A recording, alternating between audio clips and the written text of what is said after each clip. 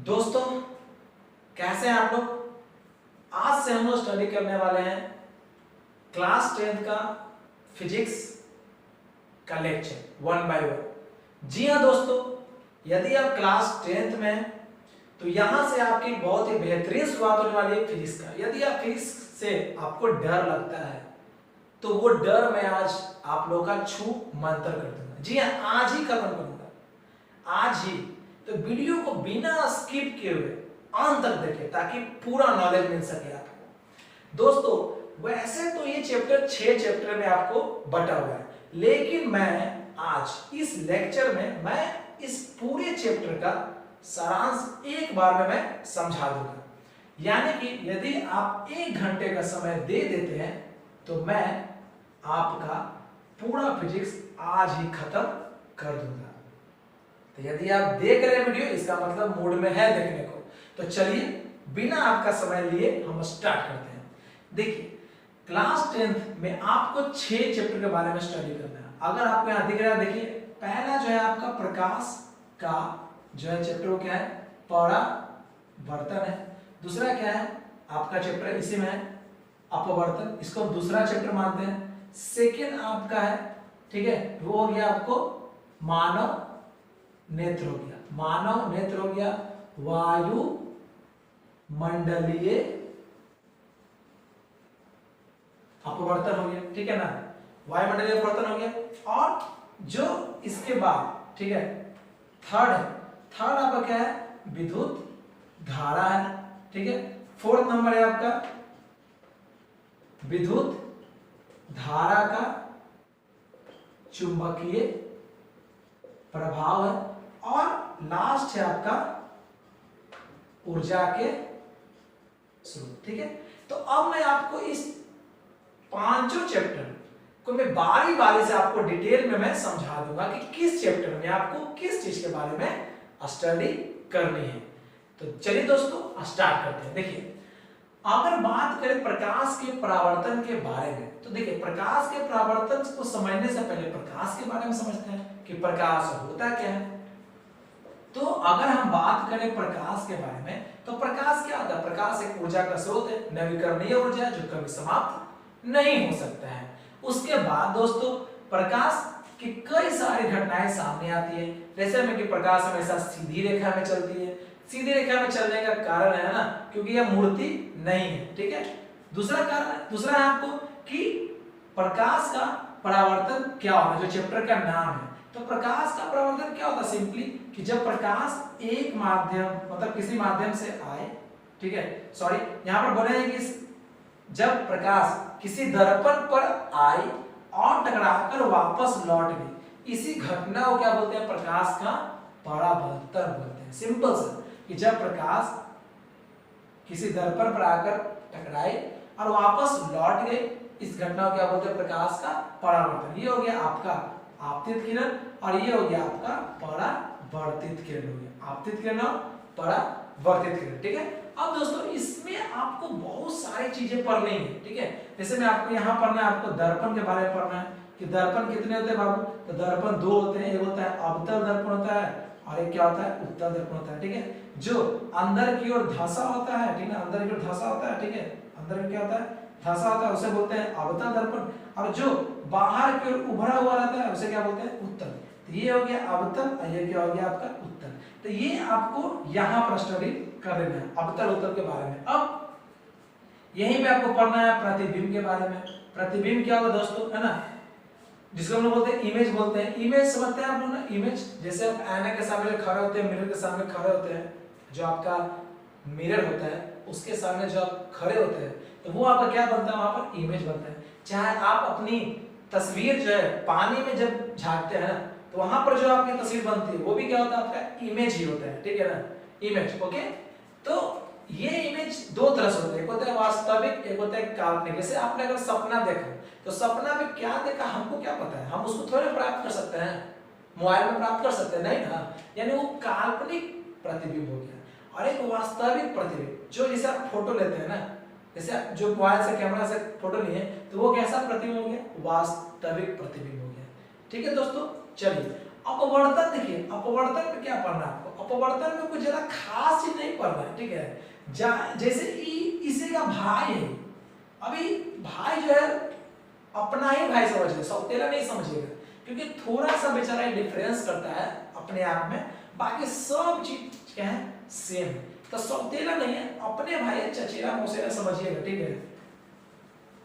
अब देखिए अपवर्तन में क्या होता है कि यहां तो प्रकाश किसी स्रोत से आया, दर्पण से टकराया और वापस लौट गया, तो लौटने घटना हो गई प्रकाश का परावर्तन। लेकिन अपवर्तन क्या कहता है कि जब प्रकाश एक माध्यम से आया और दूसरे माध्यम में जैसे ही गया तो उसके दिशा में कुछ परिवर्तन हुआ, इसी घटना को क्या बोलते हैं, प्रकाश का अपवर्तन बोलते हैं। अब वहां भी सब सेम ही पढ़ना है आपको। अब देखिए जैसे यहाँ भी पढ़ना है आपको अवतल लेंस उत्तल लेंस पढ़ना है, इसमें अपवर्तन। यहाँ देखिए दर्पण के बारे में पढ़ना है परावर्तन में, लेकिन लेंस के बारे में पढ़ना है अपवर्तन में पढ़ना है आपको, ठीक है। चलिए अब इसके बाद जो है होता क्या है, पर अपवर्तन क्यों होता है, क्योंकि यह एक माध्यम से दूसरे माध्यम में जाती है। क्योंकि देखिए इसमें प्रकाश की चाल अलग होती है और इसमें प्रकाश की चाल अलग होती है। तो जब बड़का से छोटका में जाएगा, छोटका से बड़का में जाएगा, कुछ तो प्रभाव पड़ेगा ना, तो वही प्रभाव यहाँ पर दिखता है, थोड़ा सा डिफ्लेक्ट करता है ना, थोड़ा सा क्या करता है अपने दिशा में परिवर्तन कर लेता है बेचारा ना, क्या रे बड़का छोटका में गया थोड़ा सा मुड़ जाता है ना, कहला उसे कर जाए। इसी घटना को क्या बोलते हैं, प्रकाश का अपवर्तन बोलते हैं, मतलब दिशा में परिवर्तन की घटना प्रकाश का अपवर्तन। अब बच्चों बात करेंगे मानव नेत्र वायुमंडलीय अपवर्तन, और इसी में पढ़ना है आपको वर्ण विक्षेपण के बारे में। मानव नेत्र के बारे क्या होता है, देखिए मानव नेत्र देखिए सिंपल सा, ये जो आपको पिक्चर में बना रहा हूं आपको, ठीक है, ये जो पिक्चर है आपका, ठीक है, ये ही देखिए ये एकदम सेम है। ऐसे तो बड़ा हम आर्टिस्ट नहीं है, कलाकार नहीं है, तो जैसा है वैसा बना दे रहे हैं और अच्छा ही बनाएंगे। भगवान से यही आशा करते हैं कि जल्दी जल्दी अच्छा से बन जाए। ये देखिए ऐसा ही कुछ है बनता है हमारे आंखों का जो अंदरूनी भाग है बाबू, बाहर का भाग है, बाहर तो सुंदर आंख देखते हैं लड़कियों के एकदम बाप रे है ना, बढ़िया दम आंख रहता है, इस तरह से सुंदर दम पूरा है ना, यहाँ से पूरा नेटेले रहती है एकदम, यहाँ होगा पूरा एकदम नेटा रहेगा, तब सुंदर लगता है ना। लड़का लोग कुछ नहीं है, कन्नों से खा खोड़ दो, कोई दिक्कत नहीं है ना।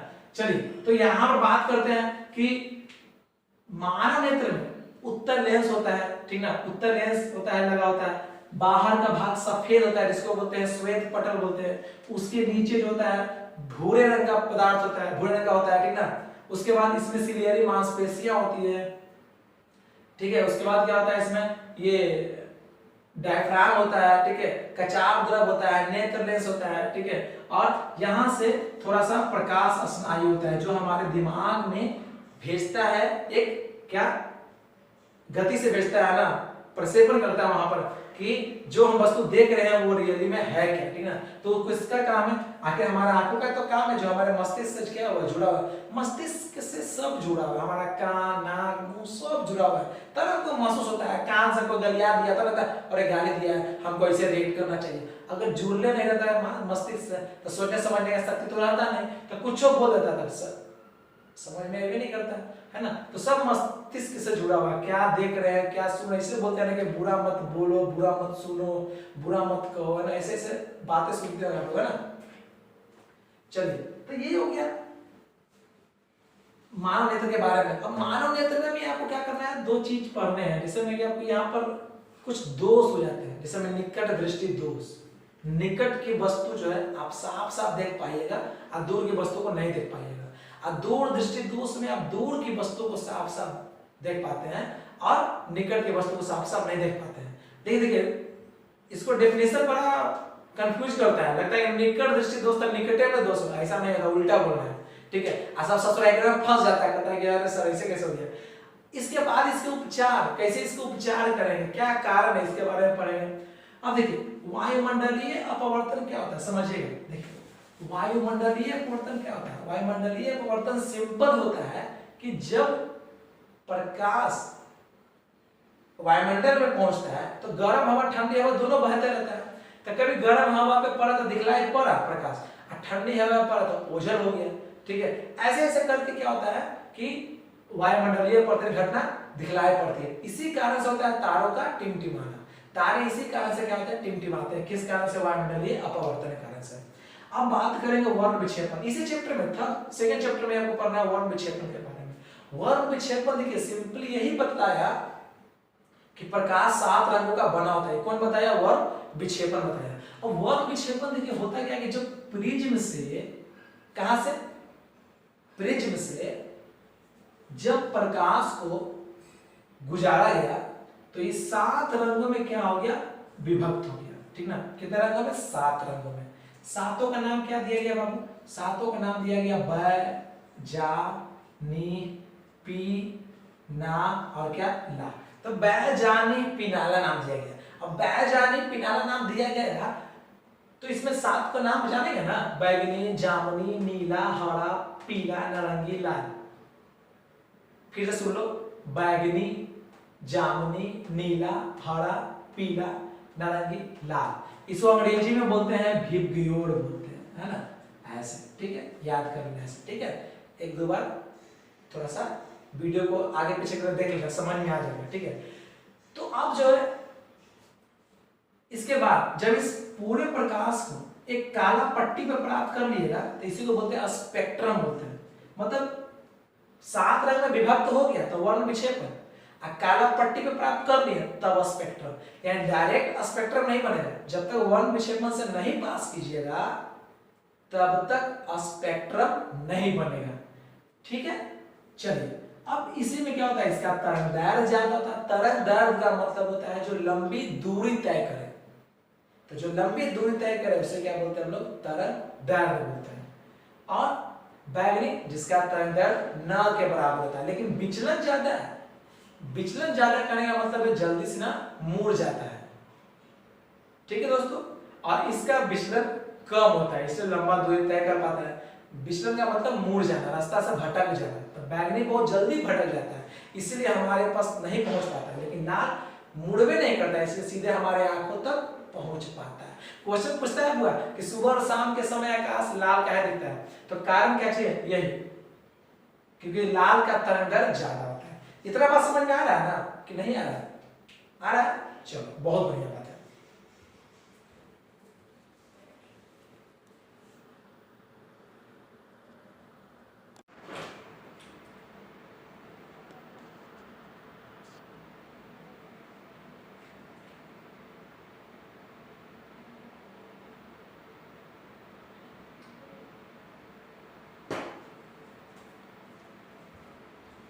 दोस्तों अब क्लास जो 4th चैप्टर है उसमें हम बात करेंगे कि सुचालक और कुचालक क्या होता है। देखिए सुचालक कुचालक जानेंगे तभी हमको समझ में आएगा कि विद्युत धारा क्या होता है। देखिए सुचालक का मतलब है जिससे करंट पास हो, और कुचालक का मतलब जिससे करंट पास नहीं हो। अब करंट का मतलब हो गया भाई सिंपल सा चार्ज, चार्ज का मतलब क्या हो गया? आवेश। तो आवेश किसे कहते हैं? आवेश न तो बनाया जा सकता है आवेश को और न ही मिटाया जा सकता है, समझिए इलेक्ट्रॉन एक तरह से। अब इसी का फ्लो जब होता है ना, यानी जब इलेक्ट्रॉनिक फ्लो करता है तब क्या होता है? आपका विद्युत धारा बनकर तैयार होता है, ठीक है। अब देखिए इस चैप्टर में आपको क्या क्या पढ़ना है। आपको जैसे पढ़ना है विद्युत विभव पढ़ना है, विभवांतर पढ़ना है, आपको पढ़ना है विद्युत परिपथ पढ़ना है, आपको यहाँ पर पढ़ना है, आपको यहाँ पर पढ़ना है ओम का नियम पढ़ना है, ठीक है। ओम का नियम पढ़ना है, बैटरी पढ़ना है, ठीक है, बैटरी पढ़ना है, सेल पढ़ना है, ठीक है। विद्युत धारा का ऊष्मीय प्रभाव पढ़ना है, विद्युत धारा का कौन प्रभाव? ऊष्मीय प्रभाव पढ़ना है, श्रेणी क्रम पढ़ना है, ठीक है। फिर समांतर क्रम पढ़ना है आपको, ठीक है ना। और उसी प्रकार आपको यहाँ पर फ्यूज पढ़ना है, फ्यूज के बारे में पढ़ना है, ठीक है ना। फ्यूज हो गया, ठीक है, बल्ब हो गया।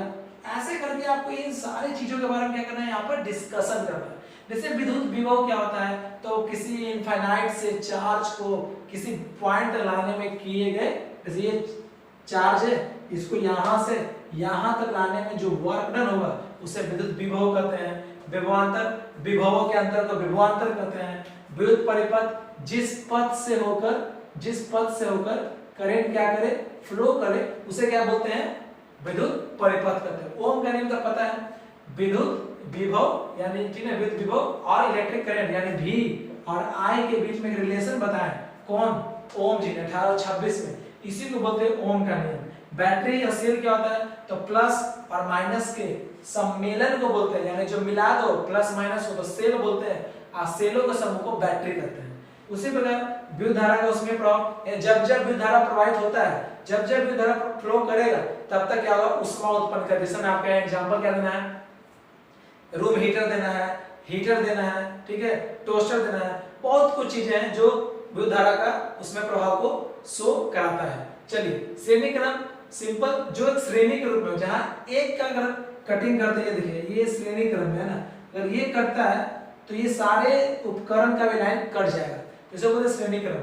और एक समांतर क्रम जहां पर अगर एक श्रेणी का लाइन यहाँ पर काट देते हैं, हमारे सपोज दैट है ना, तो ये अगर मान ली इस तरह से बना हुआ आपका, ये देखिए ये ठीक है, ये ऐसे बना हुआ है, फिर ये ऐसे बना हुआ है, फिर ये ऐसे बना हुआ है, ऐसे है ना, यानी अगर इसमें कटिंग करेंगे लाइन को है ना, यहाँ पर बिजली कटेगी, यहाँ पर बिजली, तो इसको प्रभाव नहीं पड़ेगा।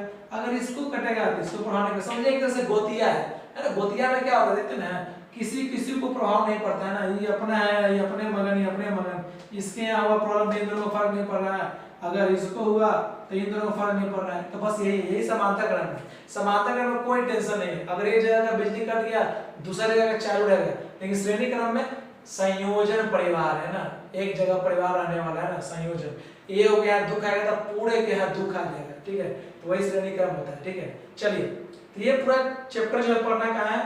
विद्युत धारा में। ओके, अब दोस्तों बात करते हैं, इसी चैप्टर में बात करेंगे हम लोग, ठीक है, इस चैप्टर का बात है तो विद्युत धारा का चुंबकीय बल। इसमें जो मेन जो है ना हीरो चुंबकीय में प्रभाव में, इसमें कौन है? ऑस्टेड साहब। कौन है? ऑस्टेड साहब, ये मेन हीरो है। इन्होंने ही तो बताया कि जब जब कौन सा प्रभाव पड़ रहे हैं? चुंबकीय प्रभाव के बारे में लोग डिस्कशन कर रहे हैं। किस प्रभाव के बारे में? चुंबकीय प्रभाव। ठीक है दोस्तों, चुंबकीय प्रभाव। अब चुंबकीय प्रभाव के बारे में डिस्कशन कर रहे हैं दोस्तों।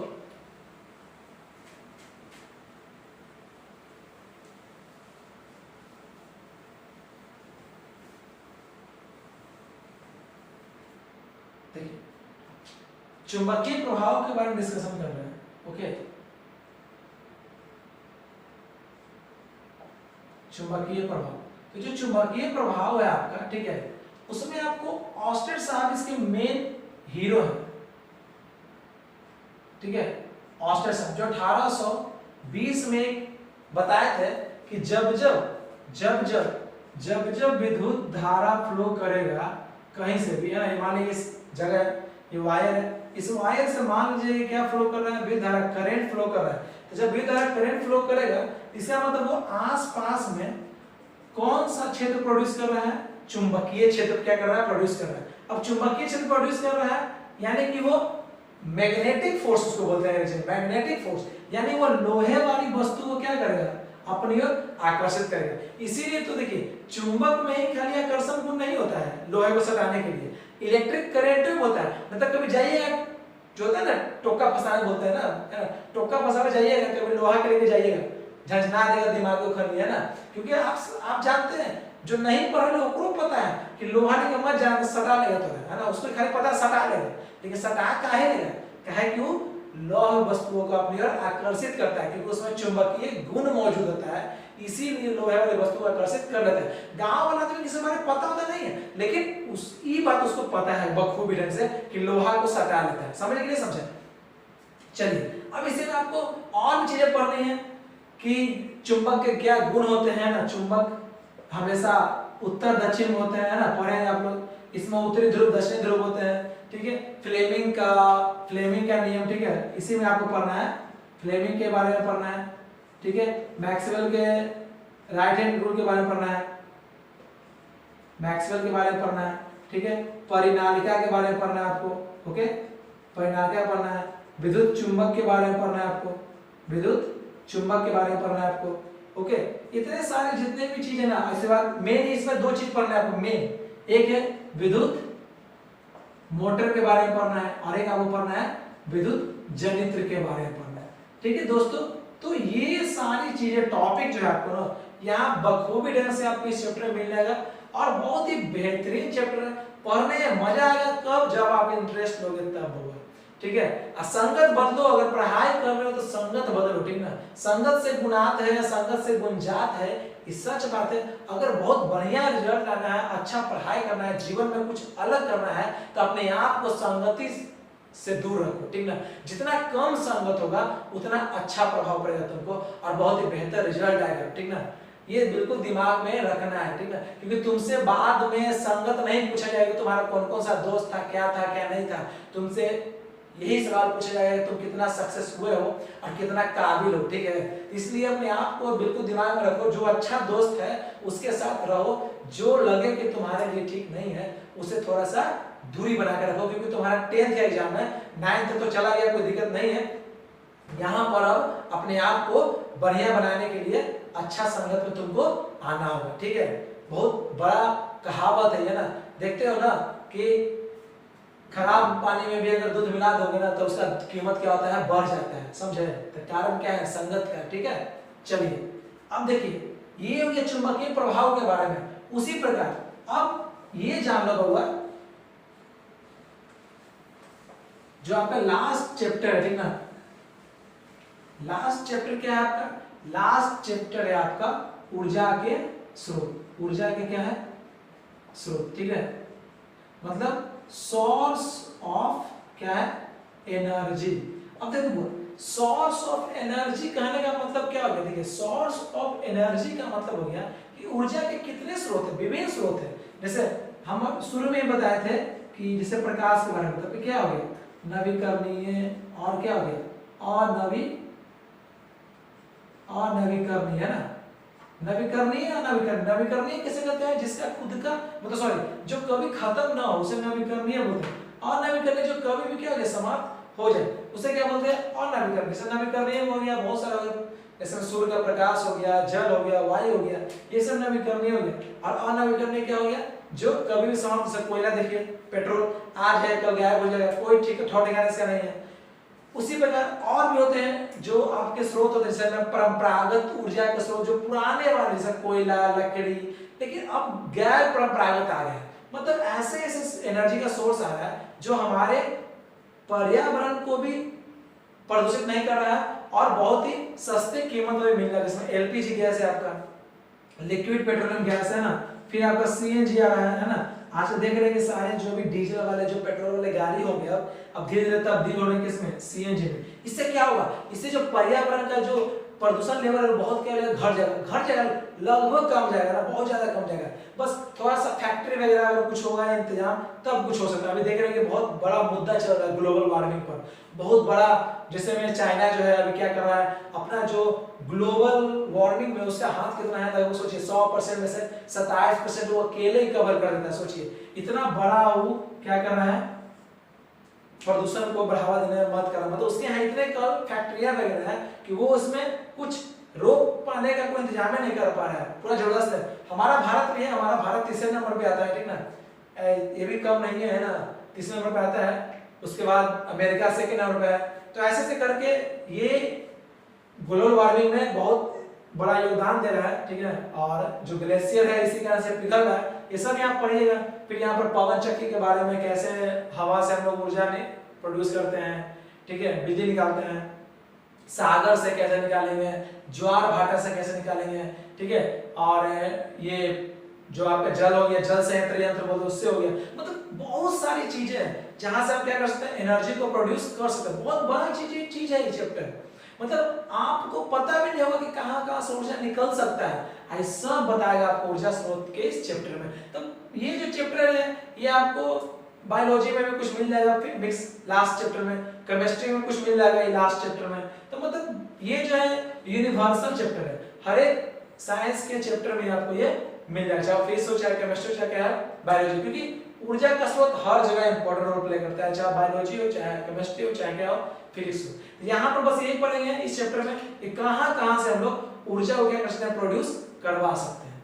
ओके दोस्तों, आई होप ये समझ में आया होगा। तो वीडियो को ज्यादा लाइक करें, शेयर करें और क्या करें, सब्सक्राइब करें, ठीक है, ताकि मैं मोटिवेट हूं और क्या करूं, मैं और ज्यादा क्या करूं, वीडियो बनाऊंगा। ठीक है, ऐसे तो वैसे तो मैं बनाऊंगा ही, लेकिन अगर आपका कमेंट और सब्सक्रिप्शन बढ़ता है तो मुझे थोड़ी सी खुशी होगी कि मेरी मेहनत काम कर गई। थैंक यू दोस्तों।